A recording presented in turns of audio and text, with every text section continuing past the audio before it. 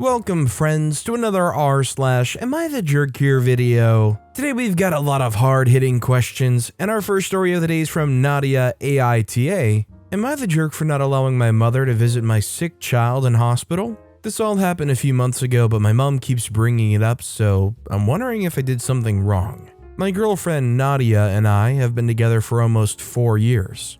Nadia has a young daughter from a past relationship. She's a wonderful mother who I'm lucky to have met. I'm so grateful I get to be in her and her daughter's life. My mom hates Nadia. My mom believes that Nadia forced me to give up my life early, raise a B child. My mom is constantly shaming Nadia for giving birth very young and is always telling her that she's wasting my youth. Despite never meeting my daughter, my mom believes that Nadia is a terrible mother and a gold digger. Obviously, Nadia and I rarely speak to my mother. A few weeks ago, my daughter fell ill and had to be hospitalized and taken in for surgery. She's alright now, but at the time, Nadia and I were extremely scared and worried. When I found out that my daughter was in the hospital, I immediately drove to the hospital with my sister. Sometime during the drive, my sister, who has an on and off relationship with my mother, called my mom and told her about the situation. I was too concerned and panicked that I didn't really register what my sister was doing at the time.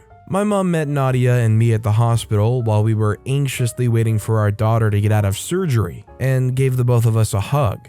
At the time, I didn't really care who was with us as I was too nervous and jittery. My mom started to ask Nadia about what happened, how she ended up at the hospital, etc. She seemed very concerned for our daughter, even calling her her granddaughter. My mom started saying things like, "This wouldn't have happened if you were a capable mother," or "This has never happened to any of my 4 children." She was speaking softly and her tone was almost nonchalant, so I barely registered what she was saying at first. Instead of listening to her anymore, I stood up and asked her to freak off. She looked offended, but I told her that I never wanted to see her again. She left clearly annoyed. Later on, my sister told me that I came off very harsh. I didn't allow my mom to visit our daughter when she was recovering at home or even in the hospital. I didn't want to deal with all of her drama. My sister told me that I was being unfair to my mom who wanted to see her grandchild and that I was being inconsiderate to her feelings. Am I the jerk? I think OP's not the jerk here. She was ready to disown and never be a part of this kid's life right up until the emergency. I don't know if anything flicked on actually inside of them, but considering all that past behavior, no matter how much caring and concern they can put on or appear to have, you can't just immediately jump into acting like a caring grandmother now, can you? After everything, you've got to actually earn that and work up to that, right? I'd like to know what you guys think in the comments down below. Our next story is from Well Freak Me, I guess. Am I the jerk for calling my sister-in-law ableist? My wife, female 27, and I, female 25, were shopping for baby things with my mother-in-law and father-in-law, and we stopped at a cafe for some lunch. My sister-in-law, female 32, ran into us with her husband and toddler, and my father-in-law invited them to sit with us. My wife and I aren't talking to sister-in-law at the moment because of how judgy she's been about how I handle my pregnancy, such as my decision to continue to exercise, because it's not how she's handling hers. So it was very awkward. I'm an amputee, so I brought some items to help me look after the baby with more ease without a right hand. Sister-in-law started looking into our shopping bags and pulled out a machine that makes bottle prepping easier and said that she didn't know we were so lazy. I tried to explain that I bought some things to make life easier as an amputee, and I don't want to have to struggle with accessibility. She said that life isn't supposed to be easy and didn't listen when I said that so many things are made to be used with 2 hands by default. And I don't want to make life harder for myself when I don't have to. She then decided to say that I should have thought about being able to put together a bottle before we try to get pregnant. And my wife told her we did think about it, and that's why we're buying stuff like this. She said we were cheating, and here's where I might be the jerk. I said that she's being ableist and that I hope she never has a disabled child, because she would be a terrible mother to them if she thinks that making small adaptations is cheating. She shut up and was very sheepish for the rest of lunch. I've since gotten a message from my mother-in-law asking me to apologize because sister-in-law is really upset and is stressing about the possibility of having a disabled baby and not being able to cope, and that she was just ignorant and not acting out of malice. Should I apologize for what I said? Absolutely not the jerk here. How is doing anything that makes anything easier for you, disability or not, a cheating thing? Before OP put them in their place, if they thought making small adaptations is cheating, I would love to ask them what they think about maybe like the Special Olympics versus the regular Olympics. Are most of the people that compete in the Special Olympics that have some kind of assistance or aid, are those all cheaters? I would love to see if they got stumped on that realization. It's like saying you got something stuck on your dish and you can't use a scrubber to get it off because that's cheating. You just gotta get to work with your hands. Nobody said washing the dishes was ever going to be easy. Our next story is from AITA, Not So Happy Trip. Am I the jerk for refusing to comfort my stepbrother or let him come to a trip my dad and I are having? My 15-year-old female, parents divorced when I was 4. My dad remarried when I was 8. He doesn't have kids with his wife, but they have my step-siblings, Josh, 9-year-old male, Luca, 16-year-old male, and Sophia, 19-year-old female. Josh's dad, a different dad from Luca and Sophia, is not in the picture. And so he's attached to the hip with my dad. That's fine, I don't really care. But I'll admit that he's made things very difficult for my dad and I to have solo time when I go to his house. My stepmom always tries to make my dad bring him when he and I do stuff together, but my dad knows that I don't like that, and thus respects my decision and leaves Josh at home. He's very jealous of me and disrupts whatever my dad and I are doing. If my dad's helping me with something, he stays in the room and tries to get his attention. If we're watching TV together, he purposely sits in the middle of us and complains the whole time, etc. I know he's a kid, and I get he loves my dad, but to be honest, I don't like being around him. Now, my dad and I love fishing, and it's one of the few trips we do together and our real solo time. We never take Josh because it's honestly exhausting. We tried it twice, but it was horrible, and I asked my dad if we could just go just us from now on, and he said yes. My stepmom and Josh didn't take it well, but had to suck it up. Now next weekend, my dad and I will have the trip again. We do it like 4 to 5 times a year, and Josh asked to come, which I said no. He called me a horrible sister and that it's my fault dad doesn't love us the same way. We began to cry, and I just closed my door and went to do homework again. My stepmom found him throwing a fit in the hallway, and when my dad came back from work, she ripped me one for not comforting him. She demanded that we take Josh to the trip, and my dad asked me if we could, but I said no, that I didn't want to, and he said he'll figure something out to do with him. My stepmom packed her and Josh's stuff and left to stay with her parents. Luca didn't want to go because he also thinks Josh is spoiled, but Sophia is calling me a witch for not letting Josh come with us. While it's nice to include Josh and it's important to make Josh feel valued and included in activities, OP completely deserves some solo time with their own biological father, and if these fishing trips are the one main way to get that, they deserve to have that, and no amount of hissy fit from Josh is going to change that. So I think OP's not the jerk. By the way, if you're enjoying these stories, make sure to hit those like and subscribe buttons down below so you never miss any of my daily videos. Our next story is from Serena's phone. Am I the jerk for pressuring my dad to pay for my girlfriend's phone repairs? My girlfriend Serena and I have been together for 2.5 years. She's lovely and I can't imagine not spending my life with her. Most of my family, but especially my dad, loves Serena. It's sweet to watch them interact, and it's very obvious that he's very fond of her. A few months ago, my dad and Serena went on a hike on a mountainous trail. According to Serena, my dad was holding Serena's phone trying to take a picture of the view and accidentally dropped it. He dropped it over the cliff, so it took her almost an hour trying to locate it, and when she did, it was cracked terribly. It was no longer usable and basically hanging on a thread. My dad apologized profusely and kept stressing about his slippery fingers. When this happened, Serena wasn't too mad and I got her a new phone. My dad seemed apologetic, and I was more than willing to get Serena a new phone, so I didn't think much about it. A few weeks ago, my dad, Serena, and I went on a run. Midway through, my dad remembered that he was late for something and asked Serena for her phone to call a taxi. While he was taking the call, he dropped the phone, cracking her screen and her screen protector. It wasn't as bad as the first time, but still pretty bad. He apologized once more and Serena wasn't too upset. She paid for her own repairs and told him that everything was alright. A few days ago, Serena and I were at a family dinner, and my dad accidentally dropped Serena's phone into a bowl of hot water. Serena doesn't remember giving it to him, and he claims that he knocked it into the sink. At this point, I'm annoyed. Serena is a very careful person, and she's dealt with more than enough phone troubles in the last year. Serena politely asked him to pay for the repairs, and he refused, telling her that he was a poor old man that made a small accident. I stepped in and told him that he should pay for it, considering that it's his fault that this happened. He declined and made a fuss about how his wealthy son is exploiting him for money. Serena and I had to leave early. Serena has already paid to get her phone fixed, but I'm still pressuring him to pay her back.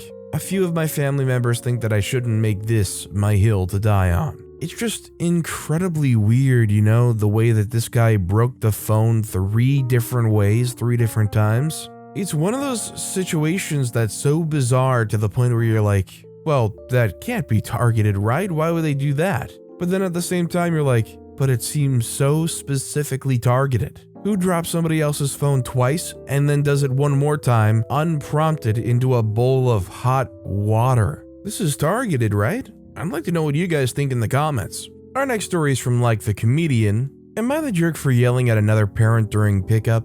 My son's name is Robin. It's just those 5 letters, it's not a nickname. The mom of one of the kids in his class is convinced his name is Robert. She volunteers at pickup. I'll drive up and she'll go get my son yelling, "Robert, Robert." Now the first few weeks I brushed it off because learning the names of a bunch of different kids is hard. I would just tell her when she came back over with my son, actually his name is Robin. I have said this almost every single day for over a month now. Last week I saw her at a school function and went up and introduced myself and basically said, "I'm Robin's father. You might recognize me from pickup. By the way, his name isn't Robert." Her response confounded me. She said Robin is a girl's name. It's unisex, but it's way more common for boys, so what? And not a good nickname for Robert, so she'll call him his real name instead. I tried to correct her since Robin isn't a nickname, but she wandered away. The next time she walked up to my car, I got annoyed and said, "I'm here for Robin, Robin." She did it again. On Friday, when she called my son Robert, I asked her what her problem was in a very loud voice. I shouted loud enough that a teacher ran over. The volunteer mom ran away and I tried to explain. The teacher looked at me like I had 3 heads and said she would go get my son. I got an email later asking me to come in Monday for a meeting. I don't know how to approach this. Should I apologize for the yelling? Should I demand an apology for the constant disrespect? Should I ask the mom not be allowed to volunteer anymore? Or at least not get my son? I feel like I tried to be reasonable, but maybe I was too sensitive. I don't think OP's overreacting here. I think OP's not the jerk. The bottom line, this is about being respectful of a kid and their parent. If your child has a perfectly reasonable legal name and this volunteer parent can't accept that, then that is seriously messed up and she has some issues. It's straight up disrespectful to be corrected so many times and then to turn around and still call them the absolute wrong thing. Our next story is from Better Day 5097. Am I the jerk for telling my husband that I'll continue to sleep on the bed naked as long as his friend keeps barging into the room? I'm female, 29. My husband's, male, 34, best friend Jacob, male, 30, moved in with us. He's quiet and doesn't make a mess around the house like brother-in-law used to while he lived with us. However, Jacob has this habit of walking into the bedroom randomly to take stuff from my husband's closet, say a watch or a shirt. He does it more frequently and it's gotten increasingly annoying. I felt like my privacy was being violated because I'm a private person. I'd like to have quiet time reading or meditate. I tried to speak up on the issue but got brushed off by both of them. Last week, Jacob barged in at 11 p.m. and interrupted my sleep. I was sleep deprived the whole day at work.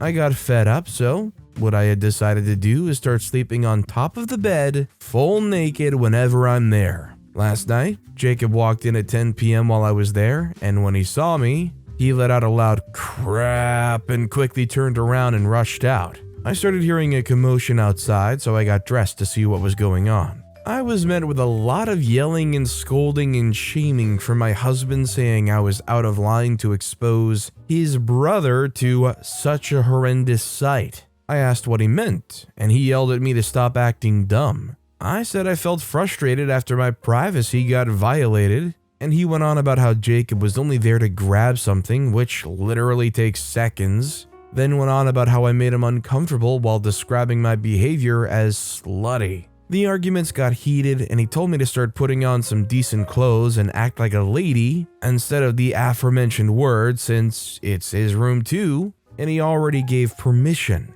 I got mad and told him loudly that I'll keep sleeping on the bed naked as long as his friend keeps walking in the room, and then I walked off. He didn't stop complaining and complaining, saying I'm being ridiculous, and even suggested that this was an attempt from me to make Jacob move out. Am I the jerk? We're still arguing about it till this morning. I mean, I don't think I would necessarily go about the method that OP was taking to deal with this, but I don't think they're the jerk because A, if they're in their bedroom, they have every right to lay there, clothes, no clothes, doesn't matter, on their bed. And while it might not be much of an inconvenience to one party, to another, having some dude just barge into the room, albeit a few seconds, almost every day, every other day, or multiple times a week at least, that would be highly annoying. It would annoy me greatly, I know that, so I think OP is not the jerk.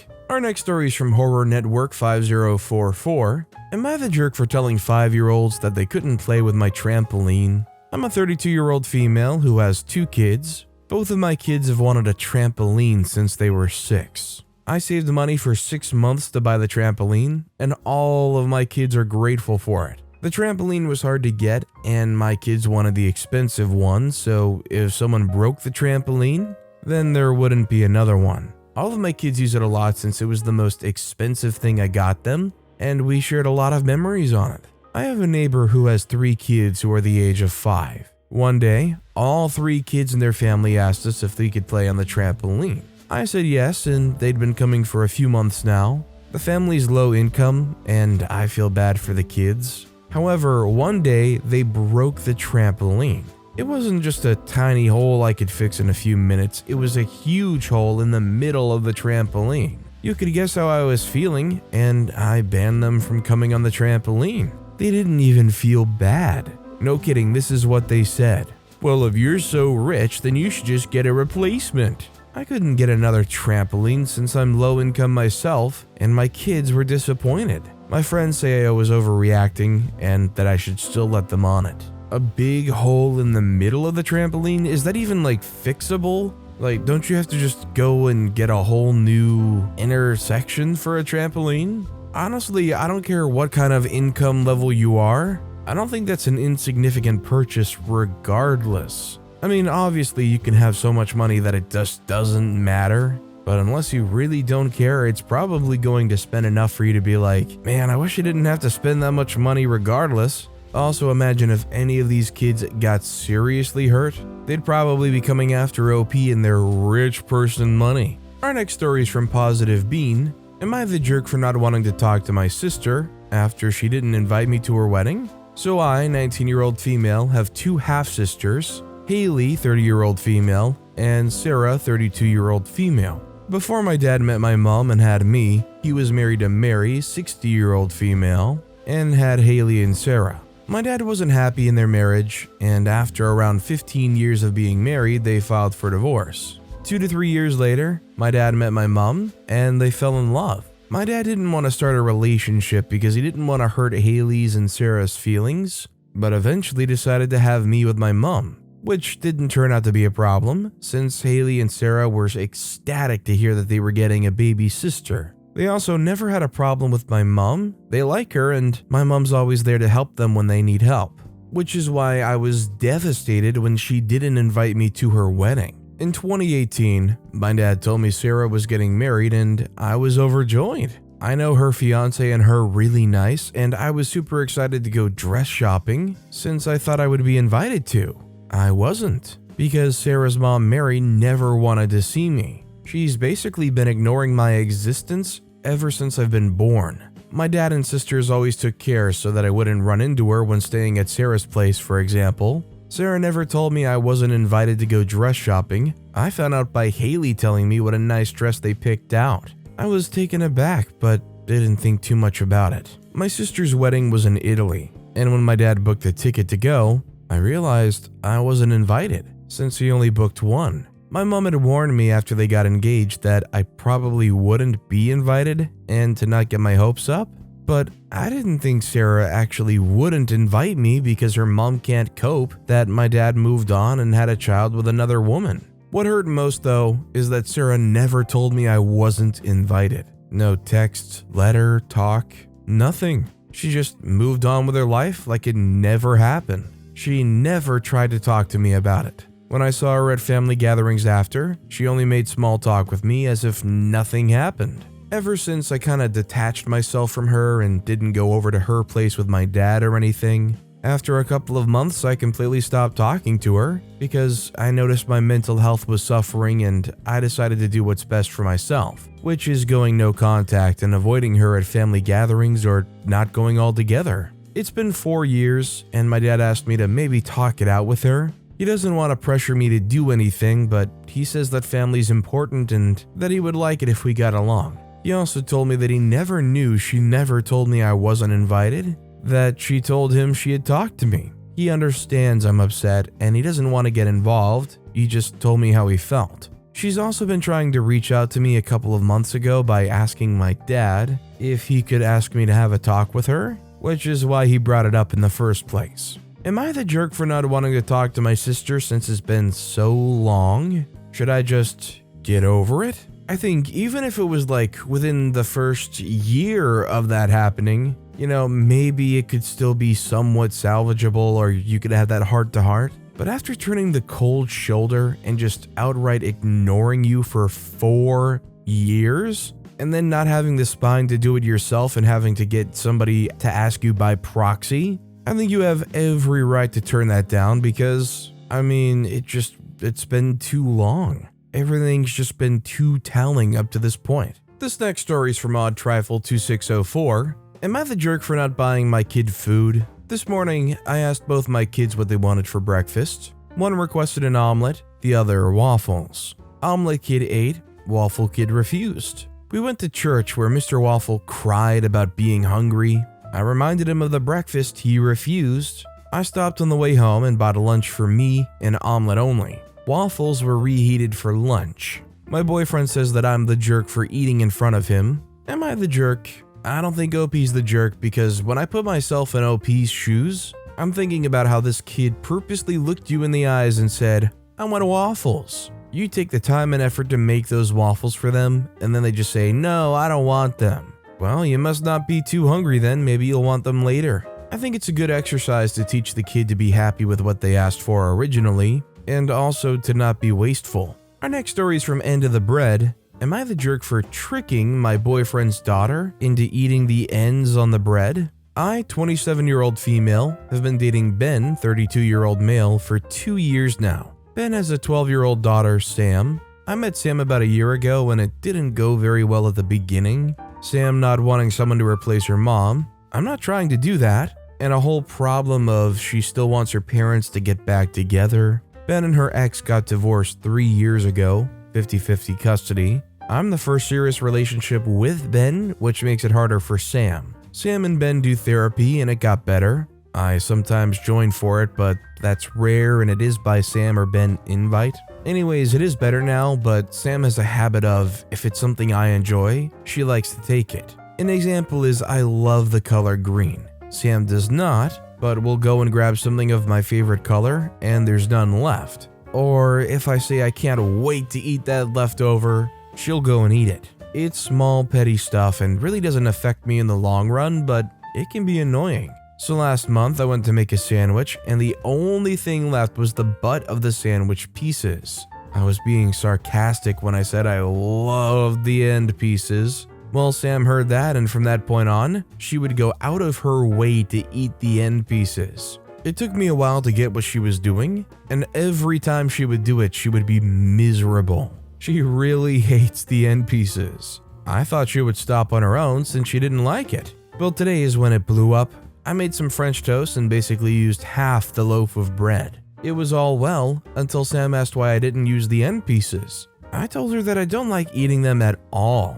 She got shocked and started to freak out. She went on that I tricked her, and Ben took her side, saying I shouldn't have tricked his kid. I'm a jerk and to get out. I'm shocked this was such a big deal and told my friend who thinks it's funny and that those two need to get over themselves. Yeah, this is a situation where OP wasn't even intentionally trying to do anything. I don't think OP was consciously aware of tricking them into anything. I mean, they recognized the behavior enough to the point where they realized why it was happening, but I don't think OP ever formulated a plan of, "Mwahaha, let's get them to eat the ends of bread." What does OP have to gain from that? Why would OP decide, you know what, yes, this is what I must do to get back at them? And our final story of the day is from Only Girl and Family. Am I the jerk for telling my husband I don't want his family to see our daughter until they can treat all of our kids equally? My husband and I have 4 kids, 3 boys, Jackson, 20,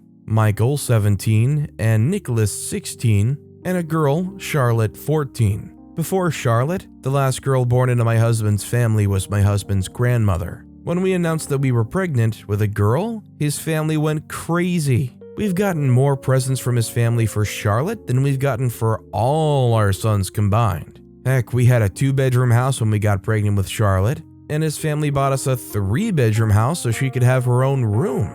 My mother-in-law and father-in-law set up a room for Charlotte in case we wanted a weekend off, and she immediately became the center of attention at family gatherings. I started working after having Charlotte, and every nearby family member wanted to babysit. Charlotte has grown up extremely spoiled by these family members. Every birthday or holiday, she gets more presents than all of the boys combined. She even gets presents on the boys' birthdays, and sometimes she gets nicer presents than they do. I've talked to them about treating the kids equally, and they said they would, but nothing would change. I wanted to hire a babysitter, but my husband refused because his family was still willing to babysit for free. The boys don't like to see this side of the family anymore, but Charlotte loves them. My mother-in-law and father-in-law opened a savings account with her so they could give her money without us or her brothers knowing. Both of my husband's sister-in-laws pick Charlotte up from school and take her shopping, out for manicures, and when she has a day off of school, they go on day trips. Charlotte's birthday just passed, and she got a new iPhone 14 from her grandparents, a new iPad Pro, and accessories from her 2 nearby aunts. And the relatives that live a little farther away sent thousands of dollars. The birthday party was the last straw. The people that sent Charlotte hundreds of dollars gave my younger 2 boys $20 and nothing for Jackson. Nobody wanted to come over on the birthdays, and nobody even got them a present like Charlotte's. I told my husband I don't want his family to see Charlotte until they can learn to treat the kids equally. But he says we can't keep them away from her considering all they've done for us. Charlotte obviously wants to keep in contact with them. They buy her whatever she wants and take her to Disneyland, Universal Studios, spa days, shopping on Rodeo Drive, etc., and treat her like a princess in general. My husband and I can't agree on what to do with his family. He doesn't want to do anything because they bought us a freaking house, babysat us for free for years, will most likely pay for her college and a car and a place to live while in college, and helped get us into a better financial situation, but then treating Charlotte like this is hurting the boys. I would say this is either a situation where OP's either not the jerk or everybody's a jerk in this situation. I mean, the fact of the matter is, after everything, Charlotte is 14 years old, and there was more than enough time to barricade or curb that kind of behavior from all of the relatives well before it got to any point today where you're like, okay, that's it. That's just been too many thousands of dollars thrown at her. I'm finally gonna put my foot down in this house that they bought for me. I just think they were purchasing OP's compliance for years now, and as bad as it makes OP feel, it could have been stopped a long time ago. What do you guys think? Is OP the jerk here? Is OP not the jerk? Is everybody a jerk? I'd love to know what you guys think in the comments. But with that being said, that's all the time we have for today. Now, if you want to hear another Am I the Jerk Here story that was absolutely crazy, click on that left video. Or if you missed my latest video, check out the one on the right. That said, I'll see you all next time with some more stories.